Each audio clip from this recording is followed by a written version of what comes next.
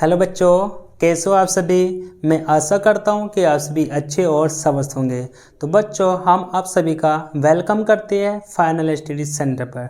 तो बच्चों, आज की क्लास में हमारा जो टॉपिक रहेगा वो रहेगा न्यूट्रॉन की खोज, जो हमारी 11th केमिस्ट्री का एक महत्वपूर्ण टॉपिक है और ये बार बार एग्जाम में पूछा जा चुका है। आज की क्लास का जो हमारा टॉपिक है ये एक ऐसा टॉपिक है जो मैक्सिमम बच्चों को हार्ड लगता है और बच्चे बोलते हैं कि सर ये हमारी बिल्कुल भी समझ में नहीं आता है। लेकिन आज हम इस टॉपिक को इतने बेहतरीन तरीके से एक्सप्लेन करेंगे कि वीडियो खत्म होने के बाद आपकी टॉपिक मक्खन लगेगा। बस आपको वीडियो पूरी देखनी है। तो चलो बच्चों, वीडियो शुरू करते हैं।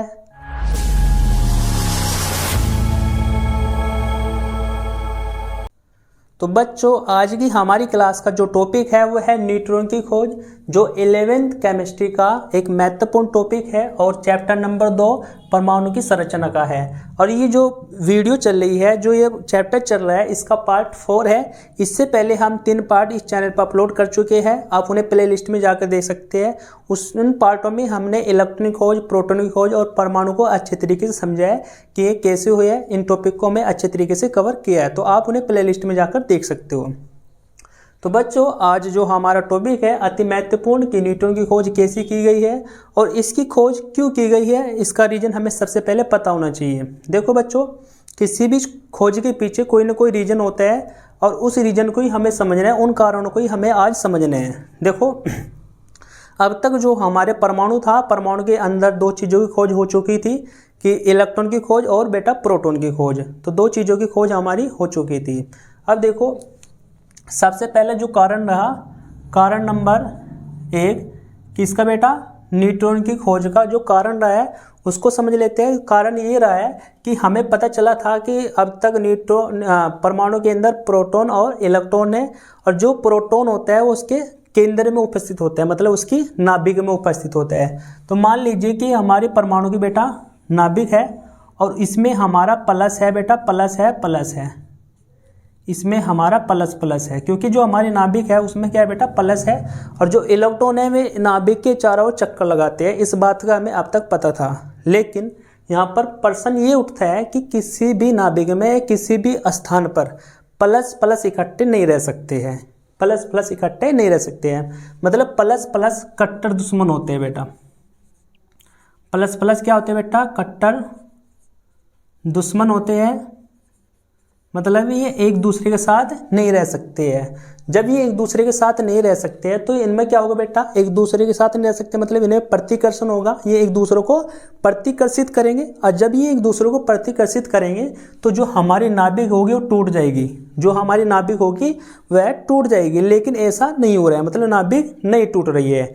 इससे ये आइडिया लगता है कि नाभिक में धनावेश के अलावा, मतलब प्रोटॉन के अलावा कोई और कण भी उपस्थित है जो इनको मैनेज कर रहा है, जो इनको एक दूसरे को प्रतिकर्षित होने से रोक रहा है। तो इससे ये पता चलता है कि नाभिक में और कोई कण भी उपस्थित है। तो सबसे पहला कारण हमारा ये हो गया, सबसे पहला कारण हमारा बेटा ये हो गया कि नाभिक में कोई और भी कण उपस्थित है जो इनको प्लस प्लस को कंट्रोल कर रहा है, इनको लड़ने से आपस में रोक रहा है। तो सबसे पहला कारण हमारा ये हो गया।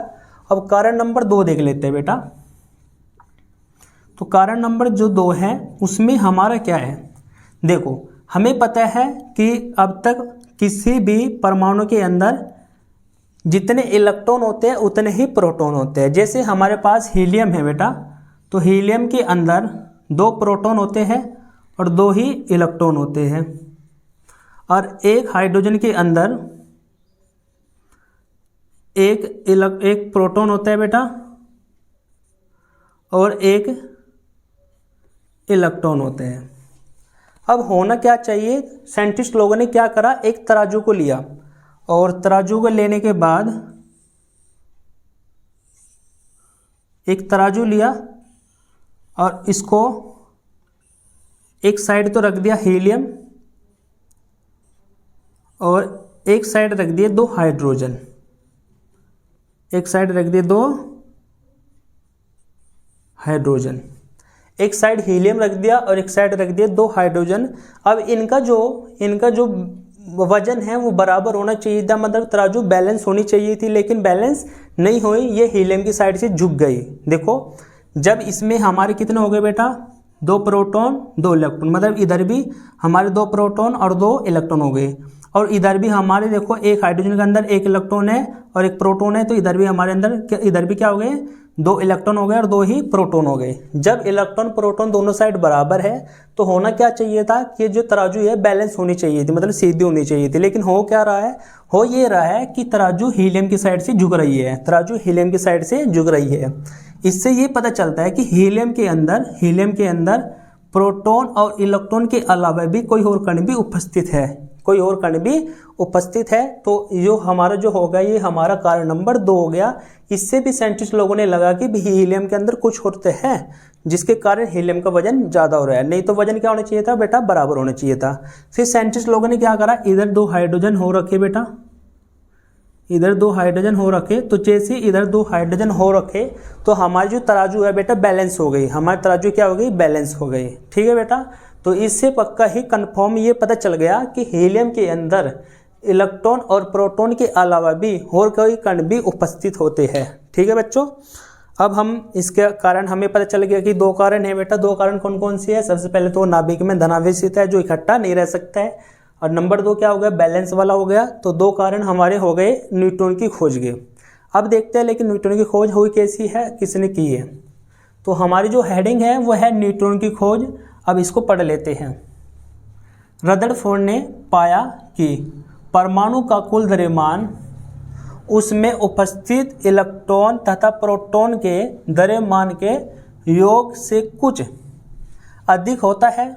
अतः परमाणु में इलेक्ट्रॉन तथा प्रोटॉन के अलावा भी कुछ और उपस्थित होते हैं, कुछ और कण। यहाँ पर बेटा कण लिखना है आपने, यहाँ पर मैं कण लिख देता हूँ, कण भूल गया हूँ। तो यहाँ पर कुछ और कण उपस्थित होते हैं जिसका द्रव्यमान प्रोटॉन के द्रव्यमान के लगभग बराबर होते हैं। तो रदरफोर्ड ने ये पाया कि जो परमाणु का, यदि हम परमाणु का इलेक्ट्रॉन और प्रोटॉन के द्रव्यमान को जोड़े और उसके बाद देखें कि हमारा उसका परमाणु का कुल द्रव्यमान कितना है, तो वो क्या होता है, कुल द्रव्यमान ज़्यादा होता है। लेकिन होना कितना चाहिए था, बराबर ही होना चाहिए था। जब मैं कह रहा कि हमारे परमाणु के अंदर इलेक्ट्रॉन प्रोटॉन ही है और उनको दोनों को जोड़ दे, तो फिर क्या होना चाहिए था, दोनों के योग के बराबर होना चाहिए था कुल परमाणु का द्रव्यमान। लेकिन हो क्या रहा था, हो ये रहा था कि इन दोनों को जोड़ने के बाद, इलेक्ट्रॉन प्रोटॉन के द्रव्यमान को जोड़ने के बाद भी जो द्रव्यमान है वो ज़्यादा हो रहा था। ठीक है बच्चों, अब जो प्रोटॉन का द्रव्यमान है वो किसके बराबर था, उस कण के बराबर था जो हमारा अभी नाभिक में उपस्थित था, मतलब न्यूट्रॉन के द्रव्यमान के बराबर था। अब एक प्रयोग देख लेते हैं। प्रयोग है हमारा, ये प्रयोग बेटा जेम्स चैडविक ने किया है। जेम्स चैडविक ने हल्के तत्व जैसे बोरॉन और बेरिलियम आदि तत्वों पर एल्फा कणों की बौछार की, जिससे उन्हें कुछ उदासीन कण प्राप्त हुए जिन्हें न्यूट्रॉन कहते हैं। अब देखो बेटा, ये हमारा कोई पदार्थ है जिसमें से हमारे एल्फा कण उत्सर्जित हो रहे हैं। तो इसमें से हमारे एल्फा कण बेटा क्या हो रहे हैं, उत्सर्जित हो रहे हैं। और इनके सामने क्या रख दिया बेटा, जेम्स चैडविक ने एक प्लेट रख दी, वो भी बेटा किनकी, बी और बी ए की। तो जैसे ही ये एल्फा कण, ये बेटा हमारे हैं एल्फा कण, तो जैसे ही ये एल्फा कण इस प्लेट से टकराए तो क्या हुआ, इसमें से कुछ और कण हमारे यहाँ से उत्सर्जित हुए। क्या हुआ बेटा, कुछ कण यहाँ से हमारे उत्सर्जित हुए। फिर साइंटिस्ट लोगों ने क्या करा, ऊपर की साइड एक माइनस की प्लेट लगा दी और नीचे की साइड एक प्लस की प्लेट लगा दी।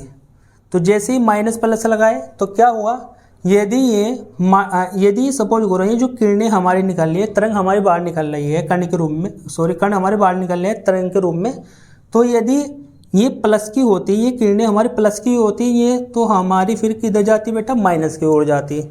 यदि ये माइनस की होती तो बेटा ये प्लस की ओर जाती, लेकिन ना तो ये प्लस की ओर गई ना ये माइनस की ओर गई। इससे ये पता चलता है कि जो हमारी किरणें हैं ये हमारी ना प्लस है इन पर, ना इन पर माइनस है, मतलब ये क्या बेटा, उदासीन है। ये क्या है, उदासीन है। उसके बाद साइंटिस्ट ने क्या करा, इनके सामने पैराफिन वैक्स रख दिया बेटा, पैराफिन वैक्स रख दिया। जो पैराफिन वैक्स होता है बेटा उसको हम एक लोकल लैंग्वेज में कहते हैं मोम। मोम आपने सुना ही होगा बेटा, मोमबत्ती में जो लगता है उसको हम बोलते हैं पैराफिन वैक्स। तो जैसे ही पैराफिन वैक्स से ये किरणें टकराई तो यहाँ से हमारे तुरंत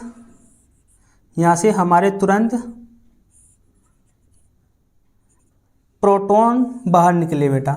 यहाँ से हमारे तुरंत क्या निकले बेटा, प्रोटॉन कण बाहर निकले। तो यहाँ से जैसे पैराफिन वैक्स से प्रोटॉन बाहर निकले, इससे ये पता चल गया कि जो हमारे कण आ रहे हैं, ये जो हमारे कण हैं वे प्रोटॉन के द्रव्यमान के बराबर है। ये चीज़ हमें ये बताती है कि जो ये कण आ रहे हैं, ये कण टकराने के बाद जो प्रोटॉन बाहर निकले हैं, ये चीज़ दर्शाती है कि जो इनका द्रव्यमान है वो प्रोटॉन के द्रव्यमान के बराबर है।